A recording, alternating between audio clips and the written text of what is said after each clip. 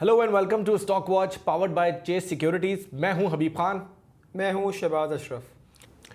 बढ़ते हुए security concerns और इसके साथ जियोपॉलिटिकल टेंशंस और साथ ही रेकोटेक पर माइनिंग करने वाली कंपनी बैरिक गोल्ड की जानिब से कल कुछ कंसर्न शो किए गए हैं। उन तमाम तर चीज़ों का स्टॉक मार्केट पर क्या इम्पैक्ट होगा आज हम इस शो में डिस्कस करेंगे, सो स्टे ट्यून्ड। सबसे पहले बात कर लेते हैं मार्केट की। तो करंट वीक में मार्केट जो है वो खासी वॉलेटाइल रही। मंडे, ट्यूसडे और वेडनेसडे के सेशंस में हमने देखा कि मार्केट में काफ़ी पॉजिटिव सेंटिमेंट्स थे, बट फ्राइडे मार्केट में करेक्शन आई और 3700 से ज़्यादा पॉइंट्स की जो है वो करेक्शन देखी गई।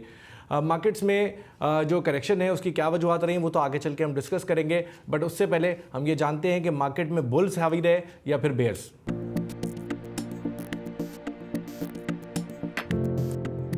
इस हफ्ते मार्केट फ्लैट रही और KSE 100 इंडेक्स 44 पॉइंट्स कमी यानी 0.02% कमी के साथ 184,130 पॉइंट्स पे क्लोज हुआ। अब नज़र डाल लेते हैं इस हफ्ते के टॉप गेनर्स और लूजर्स पर।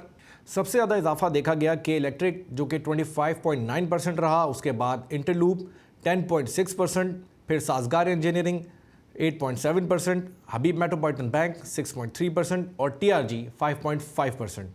अब नज़र डालते हैं इस हफ्ते के लूजर्स पर। तो टॉप पर रहा लॉट कैम्प 20.8%, PIBTL 6.2%, PPL 5.7%, गदून टेक्सटाइल 5.2%, जबकि कोहिनूर टेक्सटाइल मिल्स 5.2%। तो इस हफ्ते मार्केट इतनी वॉलेटाइल क्यों रही और उसके क्या रीजंस थे, चलते हैं इस हफ्ते की बिग स्टोरी की तरफ।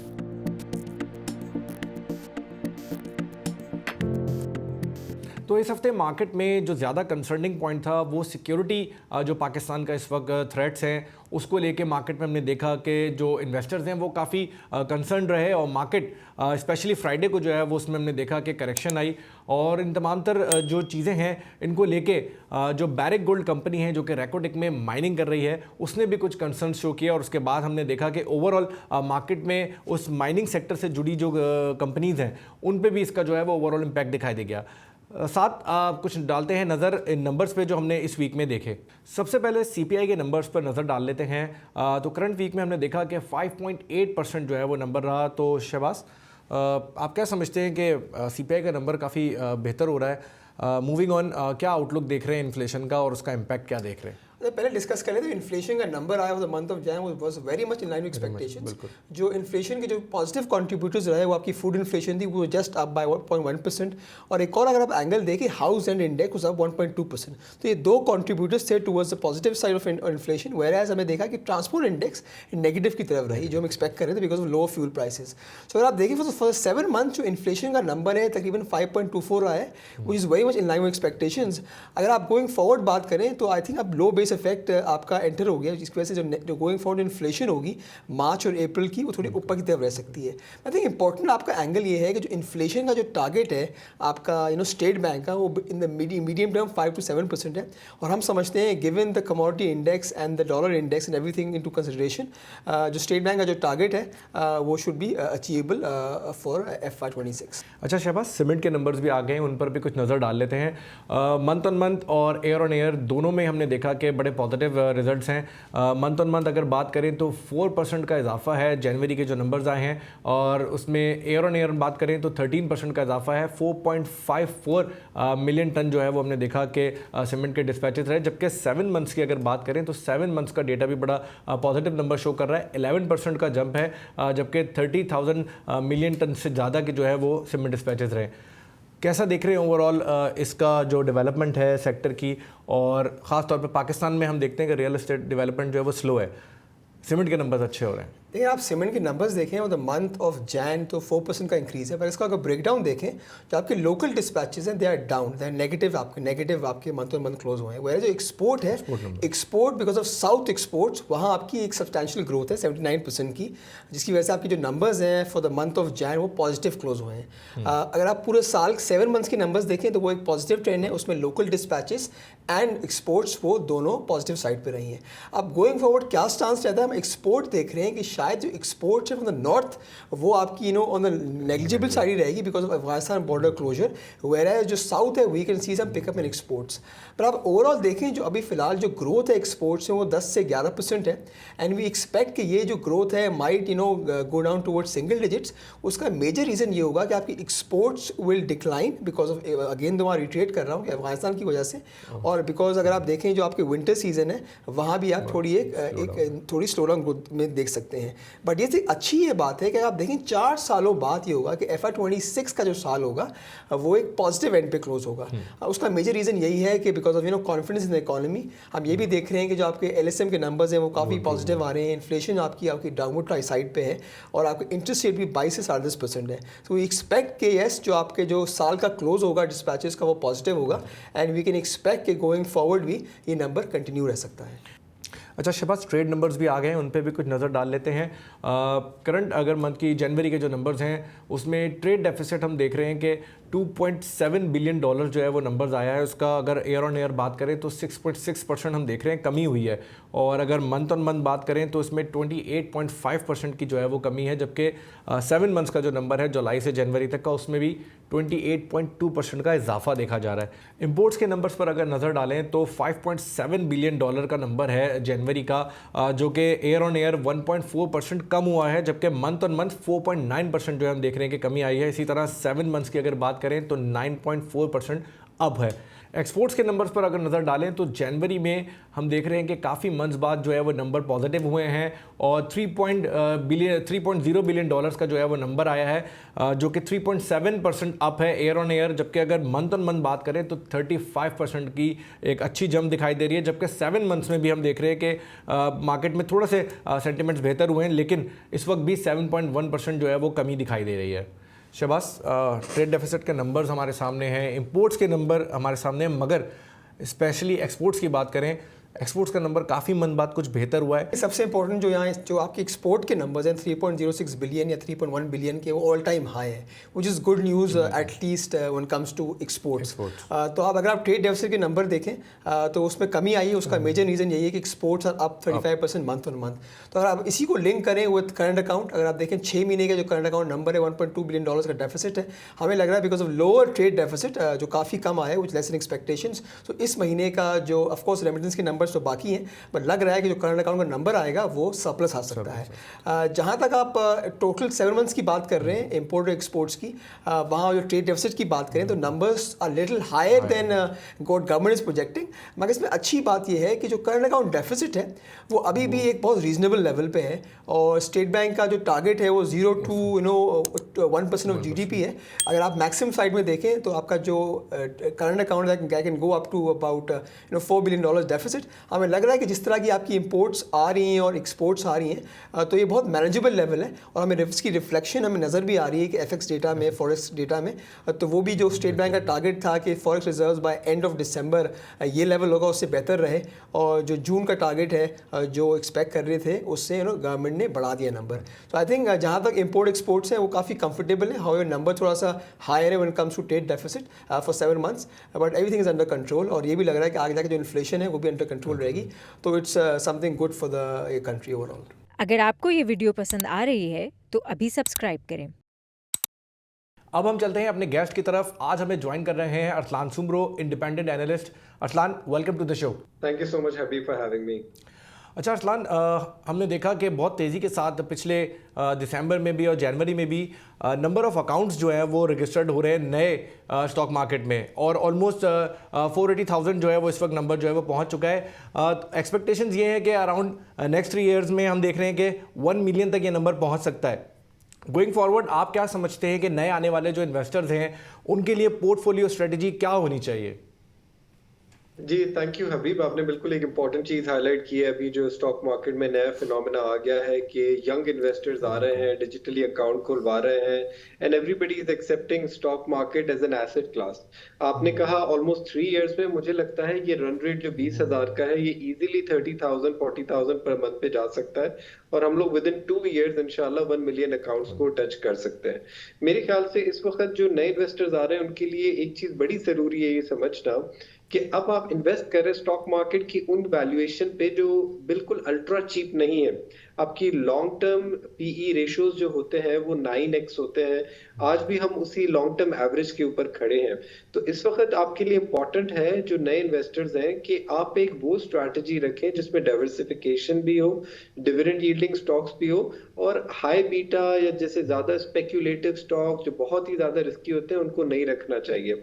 रिटेल इन्वेस्टर को चाहिए कि इस वक्त वो मार्केट टेस्ट कर रहा है। जो नए इन्वेस्टर आते हैं, सपोज करें कोई लाख रुपए के अकाउंट में इन्वेस्ट करता है, तो उसके लिए जरूरी कम से कम 4 से 6 स्टॉक्स रखे जिनमें से उसको इफेक्टिव डिविडेंड यील्ड भी 5 से 7% आनी चाहिए, और ब्लू चिप्स पे ज्यादा फोकस करें। उसको ऐसे सेविंग्स एसेट क्लास जो है ना उसको आप एक्सेप्ट करें, क्योंकि आप देख रहे हैं कि बीच में काफी स्पेक्यूलेटिव एक्टिविटी हो रही थी। हबीब, लास्ट ईयर हमने देखा जब ज्यादातर लोग गोल्ड में इन्वेस्ट कर रहे थे, जब ये गोल्ड की रैली फिजल हुई है उससे पहले बिटकॉइन में इन्वेस्ट कर रहे थे। तो अब मुझे लगता है क्योंकि स्टेट बैंक आगे जाके शरह सूद में और कमी करने वाला है, तो बैंक्स में आपको सेविंग्स अकाउंट पे रिटर्न बहुत कम मिलेगा। म्यूचुअल फंड में आप कैश फंड में इन्वेस्ट करेंगे तो आपको टैक्स काट के 6-7% मिलेगा हर साल। डॉलर हमारा स्टेबल है। गोल्ड और बिटकॉइन के बाद लोग अभी स्टॉक मार्केट को एक एसेट क्लास अच्छी एक्सेप्ट करने जा रहे हैं, और यहाँ पे जरूरी है कि जो भी इन्वेस्ट कर रहा है वो 2-3 महीने के व्यू से ना करे, कम से कम 2 से 4 साल के व्यू के लिए करे। और लॉन्ग टर्म एवरेज रिटर्न्स जो होते हैं स्टॉक मार्केट के वो 15 से 25% के बीच में एवरेज होते होवर करते हैं। सो इस वक्त एक्सपेक्टेशन मॉडरेट होनी चाहिए, रियलिस्टिक होनी चाहिए, और डाइवर्सिफिकेशन बहुत जरूरी। ये नहीं कि किसी के कहने पे एक स्टॉक ले लिया, वो नहीं चला तो नुकसान करके बेच दिया। आप अपने पोर्टफोलियो बनाएं जिसमें 4 से 6 अच्छी क्वालिटी की कंपनीज हो, और उनके साथ आप बैठे रहें और हर महीने उसमें ऐड करते रहें पैसे। Okay, thank you Aslan for the lovely answer. अगर आप देखें, आई थिंक जो मेन स्टोरी इस हफ्ते की रही है, बिग स्टोरी अगर हम बात करें, वो रिकोडेक थी। हमने देखा कि फ्राइडे को एक सेलिंग प्रेशर था in PPL and OGDC and few other stocks. तो हमने देखा है कि जो एक सेंटिमेंट है जो मार्केट में क्रिएट हुआ है, कि जो पॉजिटिव सेंटिमेंट हमने देखा है कि in the last few months वो माइनिंग की वजह से है। हमने देखा है कि डिफरेंट कंपनीज रिकोडेक में इन्वेस्टेड हैं, और भी कंपनीज माइनिंग की तरफ जा रही हैं। हमने कल देखा कि कॉर्पोरेट ब्रीफिंग हुई बैरिक माइनिंग कॉर्पोरेशन की तरफ से, जहां उन्होंने कुछ कंसर्न्स हाईलाइट करे हैं कि यस जो हमने एक्सपेक्ट कर रहे थे कि इन्वेस्टर्स के जो फाइनेंशियल क्लोजर है वो तकरीबन फेब में हो जाएगा। अब गिवन द सिचुएशन, सिक्योरिटी जो आपकी है domestically and in Pakistan, so what do you think कि ये रिकोडेक है, इसके गोइंग फॉरवर्ड क्या सिनारियोज हो सकते हैं, and how it can impact the valuations of company जो डायरेक्टली लिस्टेड हैं अंडर रिकोडेक, या बाकी कंपनीज हैं which are part of mining business जो एक्सपेक्ट कर रहे हैं विच कैन। सो इस पर आपका क्या व्यू है ओवरऑल?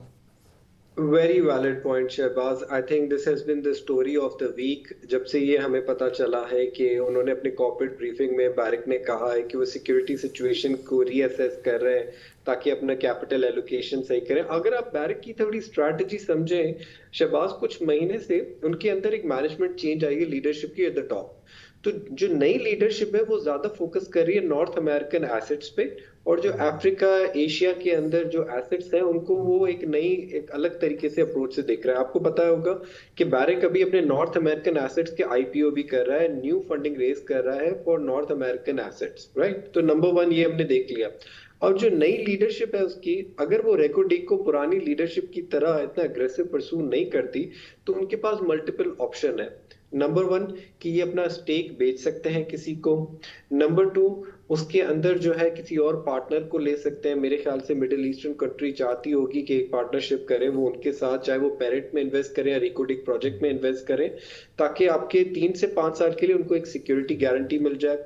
नंबर 3 टाइमलाइंस में डिले हो सकता है। प्रीवियसली एक्सपेक्टेड था 2028 के एंड में जाके माइन आपकी ऑनलाइन हो जाएगी। शायद इतने बड़े प्रोजेक्ट में 1-1.5 साल और भी शायद डिले हो सकता है। तो आपने बिल्कुल राइटली पॉइंट आउट किया कि जो लिस्टेड कंपनीज हैं उनके अंदर हमने देखा तो बहुत जल्दी री रेटिंग हो गई थी, जिनका एक्सपोजर है directly into Reko Diq and indirectly through infrastructure as well. But मेरा ये ख्याल है कि हमारी जो हुकूमत है उनको प्रोएक्टिवली इंगेज करना चाहिए बैरिक को ऑलरेडी, और उनको वो कंफर्ट देनी चाहिए, अश्योरिटी देनी चाहिए और रिवाइज सिक्योरिटी प्लान देना चाहिए या एक बनाना चाहिए कि Pakistan is open for business and these are short term turbulent things which the government is capable of अल्हम्दुलिल्लाह ओवरकमिंग एज वेल।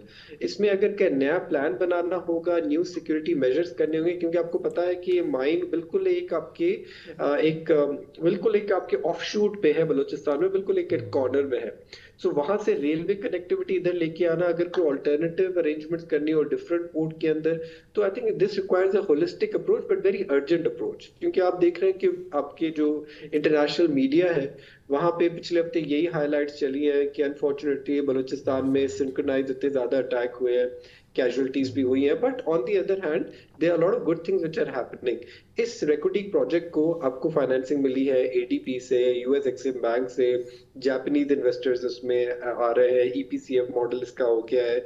सो आप देख रहे हैं कि there is a lot of willingness to support this project and this is a big ticket project for Pakistan जो पाकिस्तान की image change कर सकता है। $7 to $9 billion worth of investment at this point in Pakistan can really change the game, जिसमें आपके $2.5-3 billion के annual exports बढ़ सकती हैं थ्रू वन माइन।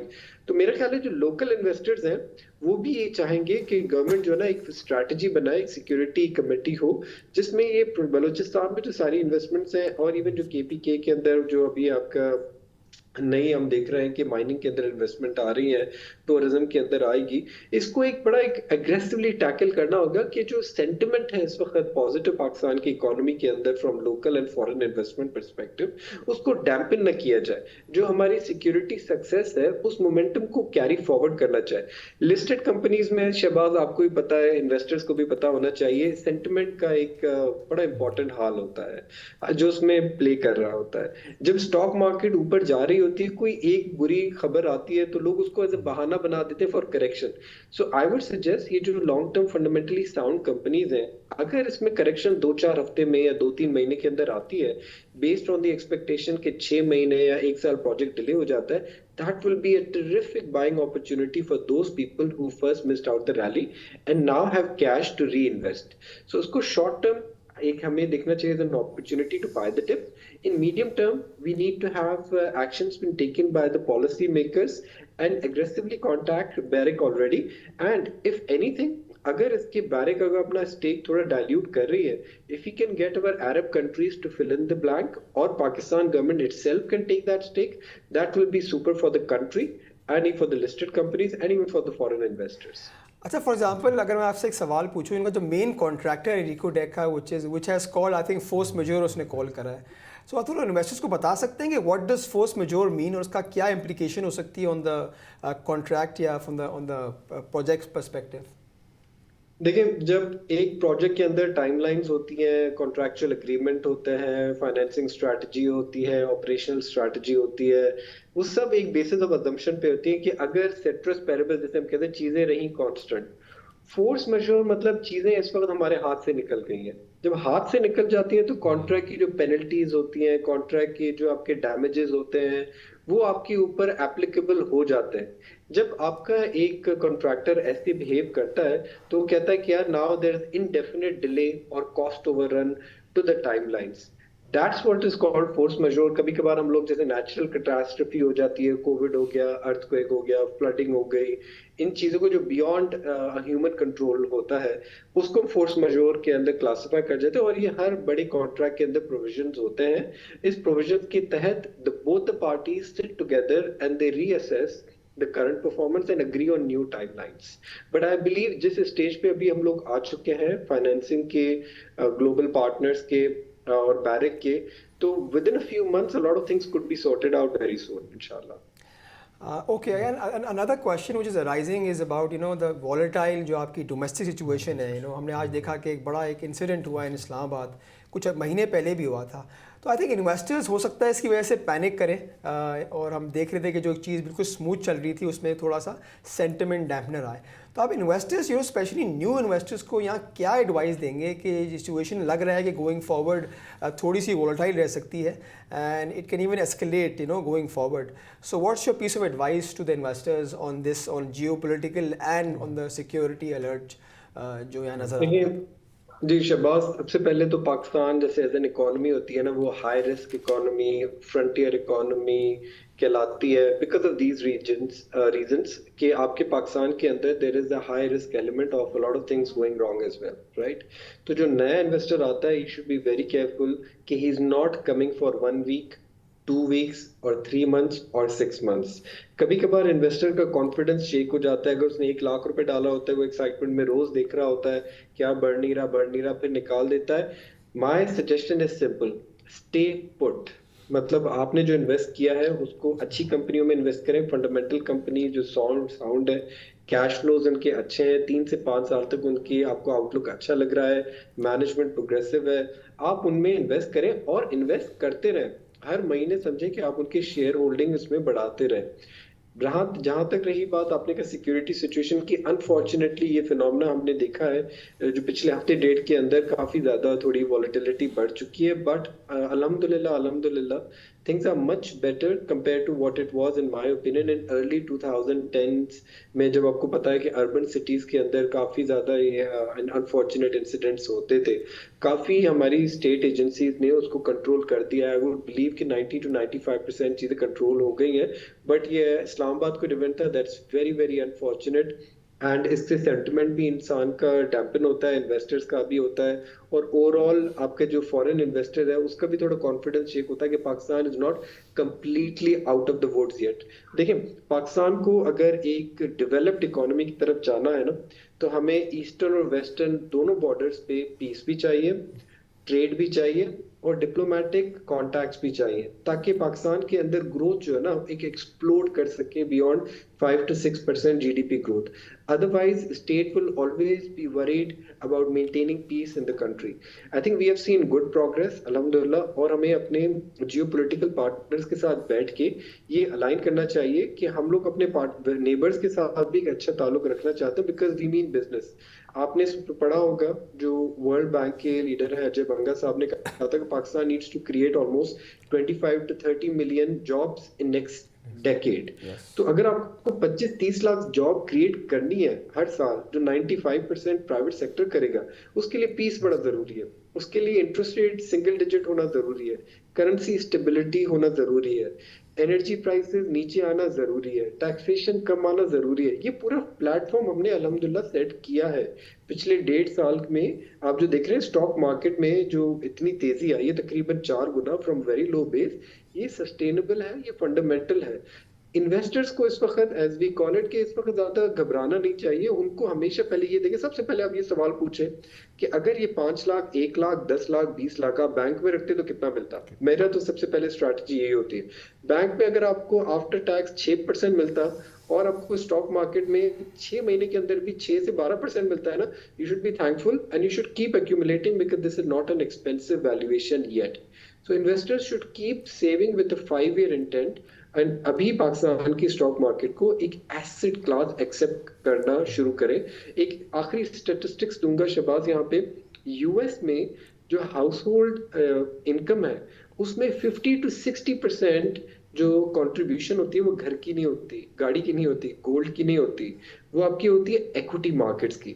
तो ये दुनिया का दस्तूर है कि जिसको ग्रो करनी है अपनी वेल्थ, जिसको ग्रो करने अपने फॉर्च्यून और फाइनेंशियल इंडिपेंडेंस की तरफ जाना है, उनको स्टॉक मार्केट में, चाहे वो थ्रू इंडेक्स ट्रैकर्स, चाहे वो थ्रू सेक्टर फंड्स, चाहे वो through direct buying of shares, invest करना बड़ा लाजिम है अपने लिए और अपने फॉर नेक्स्ट जनरेशन के लिए। I think rightly said. I think it's better to be in the market rather than timing the market. So market पे टाइम लगाएं तो आई थिंक वहाँ आपको इन्वेस्टर्स को फ़ायदा होगा। अच्छा सर, एक चीज़ बताएं, हमने लेटली देखा कि इंडिया का जो टैरिफ है जो यूएस से 50% था, वो काफ़ी कम हो गया और अब India is better off when we compare to Pakistan. हमने एक और ख़बर भी लास्ट वीक देखी कि जो यूरोपियन यूनियन और बिटवीन इंडिया एक एग्रीमेंट हुआ है, फ्री ट्रेड एग्रीमेंट। सो हम ये देख रहे हो, लास्ट 7 months हमारे जो एक्सपोर्ट्स हैं वो डिक्लाइनिंग स्टेज पे हैं, ऑल्दो हम जैन के महीने में एक्सपोर्ट्स ऑल टाइम हाई, वो डिटेल्स तो बाद में आएंगी। So what do you think ये जो इंटरनेशनली चीज़ें हो रही हैं on the tariff front and EU front, how will this impact our textile sector in Pakistan?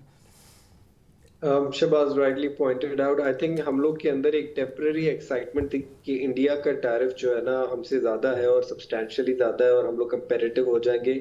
It was only a matter of time India जाके वो एक ऐसी नेगोशिएशन करता जो सिंबॉलिकली उनको पाकिस्तान से कम टैरिफ मिलता। और India has played it out very smart. उन्होंने बाय द टाइम उनकी यूएस के साथ ट्रेड डील हुई है, उन्होंने यूरोपियन यूनियन के साथ भी अपनी ट्रेड डील कर दी, आपने यूके के साथ भी ट्रेड डील कर दी और यूएस के साथ भी अभी कर ली। India is a very fast growing economy, हमसे 8-10 गुना उनकी साइज बढ़ी है और वो भी ग्रो करी है बड़ी साइज पे 7-8% पे। हमारे टेक्सटाइल प्लेयर्स जो हैं उनको चाहिए कि अपना जो केस वो प्लीड करते हैं और वो प्लीड अपना करें मेरिट पे। ये नहीं कि नेबरहुड में ये हो रहा है, नेबरहुड में ये हो रहा है। Of course we have to be comparable to the neighbourhood markets, but on the other hand हमें फोकस करना चाहिए प्रोडक्टिविटी पे, एफिशिएंसी गेन पे, टेक्नोलॉजी पे, अपनी वैल्यू एडिशन पे। ये 4 चीजों पे हमें फोकस करना चाहिए। सिर्फ गवर्नमेंट से रिबेट नहीं मांगनी चाहिए। गवर्नमेंट का काम है उनको प्लेटफॉर्म देना रेडी करके कि हाँ हम आपके जो टैक्स रिफंड्स है वो जल्दी आपको प्रोसेस करेंगे, हम आपको बिजली गैस सस्ती देंगे, हमने आपके इंटरेस्ट रेट जो है ना आपके लिए कम कर दिया है। और हम देख रहे हैं कि गवर्नमेंट ये काम कर रही है, ऐसा नहीं गवर्नमेंट नहीं कर रही। आपने देखा 4 रुपए टैरिफ कम हो गया, आपने देखा कि ईआरएफ एक्सपोर्ट फाइनेंसिंग स्कीम जो है वो भी आपकी 3% से कम होके 7.5 से 4.5% हो गई। और आपने देखा अगर गवर्नमेंट ये करे कि करेंसी भी डिप्रिशिएट कर ले एक्सपोर्टर्स को सपोर्ट करने के, तो पूरा सिस्टम मेरे ख्याल से शेक हो सकता है। आपने एक्सपोर्ट्स की बात की, यू राइटली पॉइंटेड आउट कि 7 मंथ्स में हम लोग देख रहे थे कि एक्सपोर्ट्स में ग्रोथ नहीं आ रही थी, इनफैक्ट कंट्रैक्शन थी। और वो 2 साल पहले जो एक्सपोर्ट्स थी, हम लोग एक्सपोर्ट ऑफ गुड्स में अभी तक उधर ही बैठे हुए हैं। लेकिन उसके पॉकेट्स के अंदर आप देखिए तो हमारी फूड एक्सपोर्ट्स कम हुई है, नंबर 1। हमारी पेट्रोलियम एक्सपोर्ट्स कम हुई है, नंबर 2। बट हमारी टेक्सटाइल के अंदर वैल्यू एडिशन के अंदर although single digits in dollar terms, लेकिन उसमें ग्रोथ आई है। और वो भी तब आई है जब आपकी economy was reeling from contraction. और ये वो मशीनरी है जो पहले 2-3 साल पहले प्लान्स हुए थे, जो अभी उन्होंने इंपोर्ट की, लगाई। अभी भी हम देख रहे हैं लिस्टेड प्लेयर्स जो है ना ज्यादा एक्सपैंड कर रहे हैं, राइट्स इशू कर रहे हैं मशीनरी इंपोर्ट के लिए, वर्किंग कैपिटल के लिए। तो पाकिस्तान को कंपेटिटिवनेस के लिए अपनी लेबर प्रोडक्टिविटी बढ़ानी होगी और मॉडर्न टेक्निक्स रखनी होंगी वापस, ताकि वैल्यू एडेड चीजों में हम जाए। Simple cotton, yarn, raw material, food, fruits और even minerals, I should say कि सिर्फ अगर सिंपल प्राइमरी रॉ मटेरियल हम एक्सपोर्ट करेंगे तो हम लोग एक थोड़ी लेवल पे जाके फिर जाके एग्जॉस्ट हो जाएंगे, फिर हमारा बैलेंस ऑफ पेमेंट क्राइसिस हो जाएगा। But exporters, I continuously repeat Shahbaz आपके प्रोग्राम के थ्रू भी, देखिए दुनिया जो है ना कैपिटलिस्ट माइंडसेट है। आपको जहां पे एक्सपोर्टर को पैसे ज्यादा नजर आते होंगे कि भाई वो स्टॉक में डाले तो ज्यादा कमाएगा, प्रॉपर्टी में डाले तो ज्यादा कमाएगा, गोल्ड में, बिटकॉइन में, पाकिस्तान के अंदर सबसे ज्यादा लुक्रेटिव इन्वेस्टमेंट होनी चाहिए एक्सपोर्ट्स के अंदर, ताकि जो स्मॉल इन्वेस्टर है, लार्ज टिकट इन्वेस्टर है, इंडस्ट्रियलिस्ट है, उसको नजर आए कि एक्सपोर्ट में डालेंगे तो हम लोग पैसे ज्यादा कमाएंगे, अगर ट्रेडिंग करेंगे तो पैसे नहीं कमाएंगे, प्लॉट खरीदेंगे तो पैसे नहीं कमाएंगे, इवन इक्विटीज में डालेंगे तो पैसे नहीं कमाएंगे। तो गवर्नमेंट को इसको जो ना लुक्रेटिव बनाना चाहिए एक्सपोर्ट को, with reduce taxation and more incentives. I believe अगर ये गवर्नमेंट उस पाथ पे चलेगी जो हम लोग एक्सपेक्ट कर रहे हैं कि बजट के अंदर और इंसेंटिव्स आएंगे, तो हमारी टेक्सटाइल स्पोर्ट्स और even overall we are starting from very low base. इस लो बेस से 10% पे ग्रो करना कोई रॉकेट साइंस नहीं होगी। और आपको ये मुझे दोनों को अप्रिशिएट करना चाहिए। आईएमएफ प्रोग्राम के अंदर एक इम्पोर्टेंट जो एक कंडीशन थी या कोवेनेंट था, वो ये था कि हमारे जो फ्रेंडली कंट्रीज ने तकरीबन जो $12 अरब हमें डेट रोल ओवर करने के लिए प्रोमिस किया था। ये आईएमएफ का प्रोग्राम जो हटेगा, Pakistan should at least be in a position in 2-3 years to pay this off instead of just rolling it over every year. So that's very important, and the only way out is export-led growth. चाहे वो 4% पे economy grow करे, 5% पे export-lead growth. Export में अगर पैसा बनेगा लोगों का, तब पाकिस्तान प्रोग्रेस करेगा, जॉब्स क्रिएट होंगी, स्टेबिलिटी आएगी। Okay, I think one more question from my side is, अगर आप देखें कि मेन जो थीम है for this calendar 26 is liquidity which will drive the market. तो आप कुछ बता सकते हैं अदर देन द लिक्विडिटी क्या मेन ट्रिगर्स हैं, 2 या 3 हाईलाइट कर दें which will drive the market going forward in this year. Shahbaz, I have a slightly different perspective. Liquidity तो जब 22% से इंटरेस्ट रेट आपका 10.5% हो गया और बिल्कुल शार्पली हुआ है, तो फ्लश ऑफ लिक्विडिटी आई है, वो म्यूचुअल फंड्स की तरफ हम लोग देख रहे हैं। मुझे लगता है कि अ lot of money will chase very limited stocks. For instance अभी तो हम देख रहे हैं कि अगर म्यूचुअल फंड नेट बायर्स है इस कैलेंडर ईयर, तो banks are sellers, but banks are sellers, they are realising the gains. 6-8 महीने बाद जब टी बिल में पीआईबीज के रिटर्न और कम होंगे, जैसे हमने ऑप्शन में भी देखा आज, तो फिर ये वापस इक्विटी मार्केट में फिर वापस आ जाएंगे। आपके जो स्टेट ओन एंटिटीज भी हैं, चाहे वो इंश्योरेंस कंपनीज हो, यूबीआई हो, एटसेट्रा हो, इनके पास भी एवेन्यूज बहुत कम हो जाएंगे जो स्टेबल डिविडेंड यील्डिंग चीजें मिले, तो क्योंकि टी-बिल और पीआईबीज में आपको ज्यादा इतना रिटर्न नहीं मिलेगा।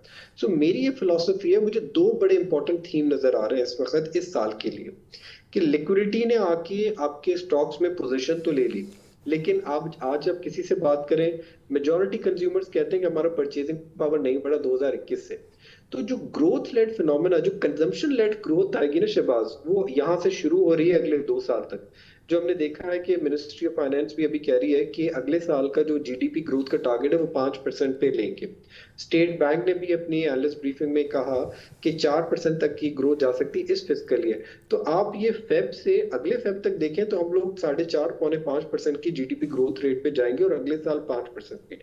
तो एवरेज आपका we are back to 5% GDP growth rate, जिसमें सबसे इंपॉर्टेंट होगा कंजम्पशन लेड ग्रोथ थीम। तो ये जो कंजम्पशन लेड ग्रोथ थीम होगा ना, उसको इन्वेस्टर्स को टारगेट करना चाहिए by going into cyclical stocks. देखिए, आपने पहले लिक्विडिटी आई, उसने डिविडेंड यील्डिंग स्टॉक्स जो है ना चेस किए, आपके बैंक्स हो गए, आपके फर्टिलाइजर हो गए, वो आपके रीरेट हो चुके हैं लॉन्ग टर्म एवरेज की वैल्यूएशन पे, राइट। अब देखेंगे सिक्लिकल्स जहां पे डबल डिजिट ग्रोथ आने लगी है, चाहे वो सीमेंट हो, स्टील हो, आपकी ऑयल मार्केटिंग कंपनीज हो, आपकी ग्लास हो, फूड सेक्टर हो। जब अवाम का परचेजिंग पावर शहबाज बढ़ेगा, तो एक वो अजीब किस्म की रैली होती है, वो एक्सपोनेंशियल ग्रोथ होती है, 15 से 20% आपकी प्रॉफिटेबिलिटी ग्रो करने लग जाती है। उस वक्त जो स्टॉक 1 ईयर फॉरवर्ड पीई 10 पे भी मिलते हैं ना, लोगों को सस्ते लगते हैं। तो आई फील कि ये तो 2 थीम है, कंजम्पशन लेड ग्रोथ और हाई जीडीपी ग्रोथ और lot of liquidity chasing, like you said, limited stocks. अगर वो नए आईपीओस नहीं आ गए तो एक बड़ी जल्दी पीक बन जाएगा और ये नए इन्वेस्टर्स जो आएंगे, they will be buying at the peak. So this is why I emphasise कि लोगों को बड़ा केयरफुली अपने पोर्टफोलियो डिवाइड करने चाहिए, और अगर 15-20% पोर्टफोलियो की वॉलेटिलिटी वो नहीं देख सकते, तो उनको डिफरेंट एसेट क्लास में जाना चाहिए या बैलेंस फंड में जाना चाहिए। So I still see the stock market has good potential, क्योंकि आपकी इकोनॉमी में हमेशा कहते हैं कि जब इकोनॉमिक फेज शुरू होता है तो पहले 1.5-2 साल तो आपकी बिगिनिंग ऑफ द ग्रोथ होती है, फिर 2 से 4 साल में आपकी एक actual consumption led take off होता है, फिर आखिर में देखते हैं कि नए रिस्क आ जाते हैं। As long as oil prices remain, in my opinion, below $80, और आपका करंट अकाउंट डेफिसिट जो है 1% से कम रहता है, एंड सबसे important is fiscal discipline. I am more worried about what government will do after the IMF programme ends after 1.5 year। अगर ये प्राइमरी सरप्लस या प्राइमरी बैलेंस मेंटेन करते हैं फॉर 1.5 या 2 साल, आप देखेंगे और लिक्विडिटी आएगी और स्टॉक मार्केट के अंदर और गुंजाइश होगी। लेकिन कुछ स्टॉक्स जो है सिग्निफिकेंटली आउट परफॉर्म करेंगे। अगर किसी को इंडेक्स यहाँ पे 2.5 लाख लगती है, which is almost 30% return, consumption led stocks जो है मुझे लगता है वहां से 2 या 3 गुना ज्यादा रिटर्न देंगे इंशाल्लाह। Thank you Arsalan.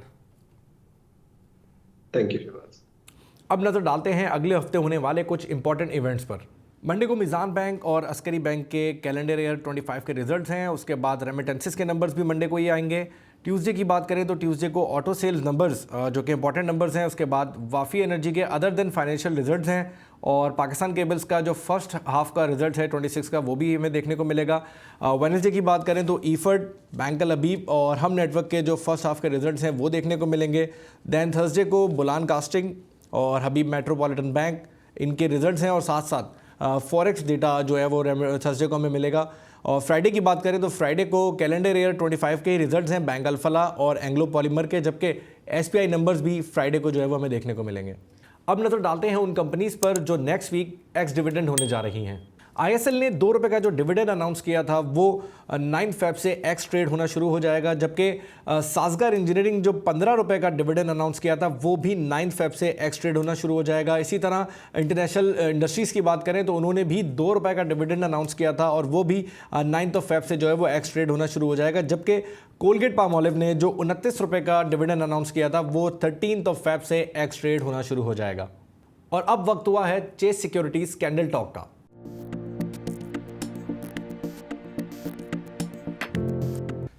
Candid talk में हमें ज्वाइन किया है शर्जील अहमद ने, जो कि टेक्निकल एनालिस्ट हैं चेस सिक्योरिटीज़ में। Sharjeel, welcome to the show. Thank you for having me. अच्छा शर्जील, हमने देखा कि जो ये करंट वीक है इसमें मंडे से वेडनेसडे तक तो मार्केट ने बड़ा आउट परफॉर्म किया, but after Kashmir day holiday market 3000 से ज़ायद पॉइंट्स लॉस करती है। और अब getting into the new week, आप क्या देख रहे हैं, किस तरह का आउटलुक होगा नेक्स्ट वीक का?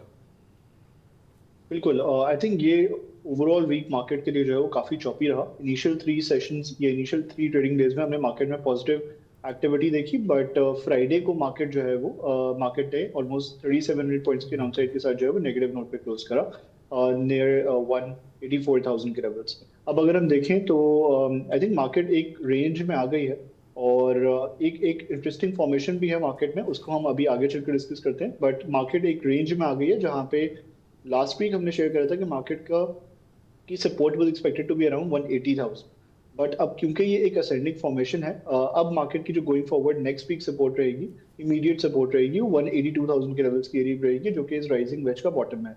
Towards the upside however we are expecting कि 186,500, जो कि लास्ट वीक भी हमने डिस्कस करा था कि एक इनिशियल रेजिस्टेंस है, ये ब्रेकआउट लेवल के तौर पे काम कर सकता है।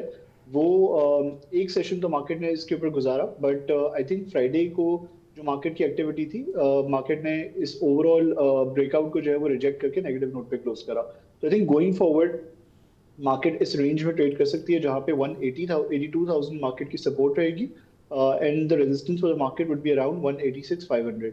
186,500 अगर गोइंग फॉरवर्ड ब्रेक होता है विद गुड वॉल्यूम्स और मार्केट सस्टेन करती है लेवल्स के ऊपर, तो फिर हम उस सूरत में देखेंगे कि मार्केट अपने 189,500 वाले लेवल्स को टेस्ट करती हुई नजर आ सकती है। All in all I think market में रेंज बाउंड एक्टिविटी ही एक्सपेक्टेड है। 182,000 की जो सपोर्ट है खासतौर पे वो अहम रहेगी गोइंग फॉरवर्ड, क्योंकि वो राइजिंग वेज का बॉटम भी है। प्लस अगर आप देखें तो यहाँ पे एक काफ़ी क्रूशियल फॉर्मेशन हो रही है हेड एंड शोल्डर पैटर्न की। ये एक upright head and shoulder pattern है जिसका हमने लेफ्ट शोल्डर जो है वो की फॉर्मेशन देखी थी, उसके बाद इट मेड हाई हेड और उसके बाद फिर हम राइट शोल्डर की जो है फॉर्मेशन देख रहे हैं।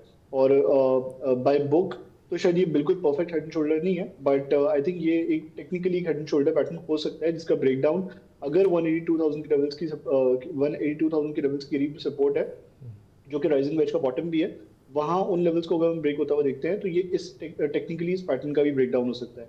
और उस सूरत में फिर हम देखेंगे कि मार्केट में थोड़ा सा ये जो सेल ऑफ है ये कंटिन्यू होता हुआ नजर आ सकता है। मार्केट 176,000 की मेजर सपोर्ट लेवल को जो है वो अप्रोच कर सकती है। अगर हम स्टॉक स्पेसिफिक बात करें, नेशनल बैंकिंग अगर हम पहले बात कर लें, नेशनल बैंक अगर आप देखें इस वीक का जो आगाज़ काफ़ी अच्छा रहा और एक अच्छा मोमेंटम था, बट टुवर्ड्स द एंड जब मैं एक न्यूज़ नेगेटिव न्यूज़ आई रिगार्डिंग पेंशन तो हमने काफ़ी सेलिंग देखी और काफ़ी हाई वॉल्यूम स्टॉक रहा। तो शर्जील, आपका क्या व्यू है on national bank on a technical level? बिल्कुल, आई थिंक नेशनल बैंक में भी सेम स्टोरी है। इनिशियल 3 सेशंस पॉजिटिव नोट पे नेशनल बैंक ने क्लोज करा। उसके बाद हमने लास्ट सेशन में, फ्राइडे के सेशन में देखा कि there was a major downside, एक टाइम पे लोअर कैप पे भी काम हुआ, फिर it recovered from its day low and closed around 264 के levels। तो अब हम इसमें ये देख रहे हैं कि अगर हम प्रीवियसली देखें तो इसमें मल्टीपल कंसोलिडेशंस हुई थी, जिसके ब्रेकआउट के बाद हमारे जो अपसाइड के टारगेट्स है वो मीट हुए थे। इसने हाई डिफाइन करा था इस हफ्ते नियर 285 और फिर वहाँ से हमने जो है वो एग्रेसिव नोट पे प्रॉफिट टेकिंग होती हुई देखी थी। अब इसमें ये जो डिप आया है इसमें 2 चीज़ें हो रही हैं। एक तो ये है कि इसका एक असेंडिंग फ्लैग फॉर्मेशन थी, असेंडिंग चैनल फॉर्मेशन थी, जिसके ब्रेकआउट्स पे इसके ब्रेकआउट पे खसूसी तौर पे 251 के लेवल्स के करीब इसका ब्रेकआउट हुआ था, तो वहाँ से उसके बाद हमने इसमें काफ़ी एग्रेसिव एक्टिविटी देखी थी। तो अब ये जो करेक्ट कर रहा है आफ्टर मेकिंग अ हाई, ये अपने इसी चैनल को जो है वो रीटेस्ट करता हुआ नजर आ रहा है। अलॉन्ग साइड दैट ये एक अच्छा कॉन्फ्लुएंस जोन हो सकता है, क्योंकि हम देख रहे हैं कि ये एक असेंडिंग चैनल की फॉर्मेशन है, या असेंडिंग ट्रेंड लाइन की फॉर्मेशन है, जिसके करीब इसने मल्टीपल टाइम्स अपनी डाउनसाइड को जो है वो लिमिट करते हुए वहाँ पे बॉटम आउट करा है, वहाँ से हमने रिकवरीज बनती हुई देखी हैं। तो आई थिंक उसका भी जो सपोर्ट लेवल है, उसका भी जो बॉटम है, that's expected to be around 256-258 की रेंज। तो मल्टीपल रीजंस की वजह से 256-258 can be a crucial level for national bank going forward. अगर ये इन लेवल्स को अप्रोच करता है और सस्टेन करता है तो फिर हम रिकवरी देख सकते हैं टुवर्ड्स 279 के levels followed by 288। For those targeting the stock from trading perspective can place their stop losses slightly below 256. Okay, अगर हम स्पेसिफिकली अगर हम यहाँ एग्रो फर्टिलाइज़र की बात करें, हमने देखा कि वीक के आगाज़ में एक नेगेटिव खबर आई रिगार्डिंग GIDC, जिसकी वजह से एक नेगेटिव सेंटिमेंट पैदा हुआ ईफर्ट में। फिर हमने देखा कि जो वीक की जो क्लोजिंग हुई ईफर्ट में तकरीबन वो 4% डाउन है। सो ऑन टेक्निकल ग्राउंड आप क्या समझते हैं कि क्या सपोर्ट और क्या रेजिस्टेंस होनी चाहिए फॉर ईफर्ट गोइंग फॉरवर्ड? बिल्कुल, आई थिंक अगर हम ईफेड की प्रीवियस कुछ मंथ्स की जो परफॉर्मेंस है उसको रिकैप करें तो हम ये देख रहे हैं कि ईफेड made a high at the start of 2025 near 250। उसके बाद हमने इसके अंदर एक बड़ी करेक्टिव वेव अनलॉक होती हुई देखी थी, जहाँ पे ये ABC में नीचे आया था, एक्सटेंडेड सी वेव देखी थी, and it made a low of around 145। उसके बाद it enter into its bullish impulse wave और इस वेव का जो टॉप था दैट वाज अराउंड 237 238। उसके बाद ये करेक्टिव वेव में नीचे आया और अब ये अपनी अगली तेजी की वेव में है। अब इन दो टॉप्स को अगर कनेक्ट करें तो इसका एक ब्रेकआउट लेवल बनता था नियर 235, जो जब ब्रेक हुआ तो हमने काफ़ी एग्रेसिव नोट पे इसमें काम होता हुआ देखा। वॉल्यूम्स भी काफ़ी इंप्रूव हो गए थे उसके बाद और एग्रेशन भी काफ़ी था। प्राइस ने जो स्टॉक ने जो है वो 263 के करीब अपना जो है वो टॉप डिफाइन करा और फिर वहाँ से हमने इसके अंदर एक इंटरनल करेक्टिव वेव अनलॉक होती हुई देखी है। अब इसका जो रीटेस्ट है that's expected to be around almost 235 236 के लेवल्स। और अगर आप देखिए तो इंटरेस्टिंगली इसके अंदर एक और राइजिंग वेज की भी फॉर्मेशन है जो यहाँ पे हमने ग्रीन कलर की ट्रेंड लाइन से रिप्रेजेंट करा हुआ है। उसका बॉटम भी is expected to be around in the same range 232 to 234। तो I think going forward for those targeting from trading perspective 232 से 234 की रेंज में इसको बाइंग पर्सपेक्टिव से जो है वो देखा जा सकता है। अगर ये इस रेंज में सस्टेन करता है तो हम इसके अंदर रिकवरी एक्सपेक्ट कर सकते हैं, जहाँ पे ये अपने इनिशियल टारगेट लेवल्स को अप्रोच करेगा नियर 245। और अगर वो ब्रेक होते हैं going forward with good volumes तो फिर हम देखेंगे कि 255 के लेवल्स को अप्रोच करता हुआ नजर आएगा। शर्जील, अगर हम एयरलिंक की बात करें, एयरलिंक की क्लोजिंग देखिए on week on week basis तो आई थिंक फ्लैट हुई है, बट हम देख रहे हैं कि use in the near term या अगर देखें तो उसमें काफ़ी इंटरेस्ट काफ़ी रहता है इन्वेस्टर्स का। सो आपका क्या व्यू है ऑन एयरलिंक गोइंग फॉरवर्ड? बिल्कुल, आई थिंक एयरलिंक में भी काफ़ी इंटरेस्टिंग फॉर्मेशन है। एयरलिंक में एक बड़ी करेक्टिव वेव अनलॉक हुई थी स्टार्ट ऑफ 2025 में, जहाँ पे इसने लो लगाया था इस करेक्टिव वेव का नियर 180। उसके बाद फिर हमने इसके अंदर एक फॉर्मेशन देखी है, नए हाइज लगते हुए देखे हैं, एक अप ट्रेंड की जो है वो फॉर्मेशन देखी है, जहाँ पे consecutively higher highs and higher lows लगाता रहा है। और जब भी इसने अपने इस ओवरऑल डाउनसाइड को लिमिट करा है या बॉटम डिफाइन करा है वो चैनल के बॉटम के करीब करा है। तो आई थिंक अब क्योंकि हम देख रहे हैं कि ये इसके अंदर रिसेंटली एक इंटरनल करेक्टिव वेव चल रही है, तो इसमें हमारा ये व्यू है कि अगर ये अपने चैनल के बॉटम को अप्रोच करता है नियर 175 180 इनिशियल सपोर्ट रहेगी, 175 चैनल का बॉटम रहेगा प्रिसाइजली। तो अगर ये अपने इन सपोर्ट लेवल्स को अप्रोच करता है गोइंग फॉरवर्ड तो इसमें हम बाइंग अपॉर्चुनिटी क्रिएट होती हुई देख सकते हैं। हाउएवर टुवर्ड्स द अपसाइड हमारा ये व्यू है कि अगर ये इन सपोर्ट लेवल से बाउंस बैक करेगा तो 188 के करीब, जो कि इसका शॉर्ट टर्म वेज का टॉप है, वहाँ पे इसकी इनिशियल रेजिस्टेंस रहेगी। वो लेवल्स ब्रेक होते हैं तो फिर हम इसके अंदर जो अपसाइड है इसको एक्सटेंड होता हुआ देखेंगे towards the next target levels at 195 followed by 202। Thank you Sharjeel. Thank you. और अब टाइम हुआ है एक्सपर्ट टेक का।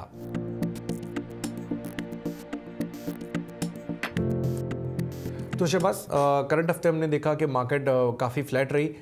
Going in the next week आप क्या देख रहे हैं कि जो सिक्योरिटी कंसर्न्स हैं और ओवरऑल जो सिनेरियो है मार्केट का आउटलुक कैसा देख रहे हैं? आई थिंक नेक्स्ट वीक मुझे लगता है कि मार्केट काफ़ी वोलेटाइल रहेगी या चॉपी रहेगी। आई थिंक उसमें मेन जो इवेंट है या जो मेन चीज़ देखने की है, सिचुएशन देखनी है ऑन द पॉलिटिकल फ्रंट या सिक्योरिटी सिचुएशन आपकी डोमेस्टिकली क्या रहेगी। और ऑन द अदर हैंड हमें ये भी देखना है कि जियो पोलिटिकल साइड पे जो US और ईरान का जो मामला है, जो प्रॉब्ली जो चल रही है कि लड़ाई होती है कि नहीं होती है, हमें फोकस करना पड़ेगा। So I think market can remain little tense next week because of little fluid security situation. But I think investors को फोकस करना चाहिए कि नेक्स्ट वीक के रिजल्ट्स क्या है।